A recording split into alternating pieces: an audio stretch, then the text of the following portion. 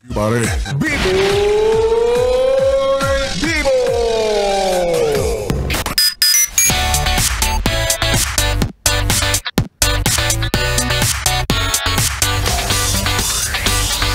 Kung ang pambansang wika natin ay Filipino, bakit hindi mo maintindihan na ikaw ang iniibig ko?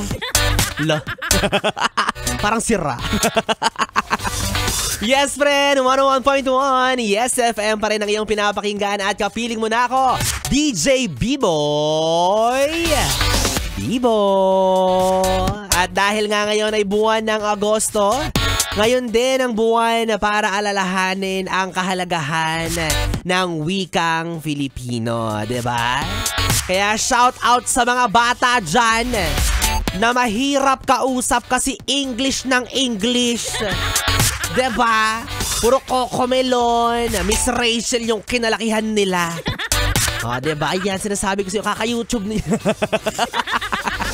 Oo, tapos maririnig mo yung mga pag kinakausap sila ng magulang nila, maski yung nanay at tatay, hirap na hirap.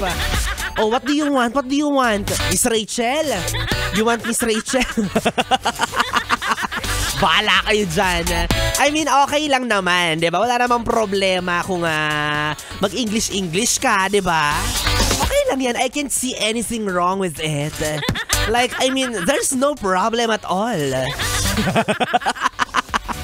Kasi, di ba, kahit anong lengguwahe pa yung gusto mong matutunan, go lang yan. Pero syempre dapat, pahalagahan pa rin natin yung sariling atin.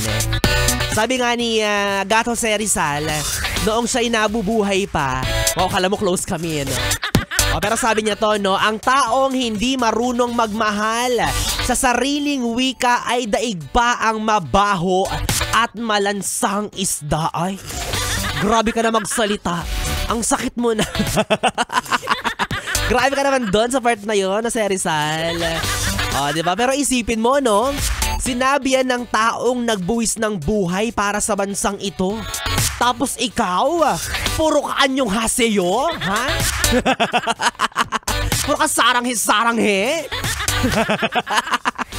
Diba? Ngunit siyang tunay nga naman. Hindi ba? Tila walang kabuluhan ng iyong pagka-Pilipino kung hindi mo iyayakapin ng buong puso ang sariling wika mo. Naks naman. Lalim. O kaya naman ito ay isang paalala mga yes friend na mahalaga po ang language, diba?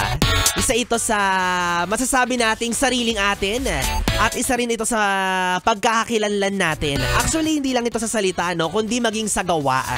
Sa pag-ibig nga may love language tayong tinatawag diba? Kung paano tayo nag-uugnay, kung paano tayo naglalahad ng nararamdaman, ganon! O kaya mula ngayon, ating tandaan, sariling wika ay mahalin. Pati ako, idamay mo na rin. Dahil ang taong hindi marunong magmahal kay Biboy Bibo, ay daig pa ang taong bobo. Joke lang. Sarot-sarot like ko naman. Offended ka naman masyado. Ang pikunin mo na. Bakit? Bobo ka ba? Ay, well, anyways, yes, friend. Narinig mo naman siguro yung inabunganga ko, no? Isa lang ang ibig sabihin yan. Kapiling mo na ang DJ na mabilis bumayo ang dila sa mikropono. Ako po si DJ Biboy.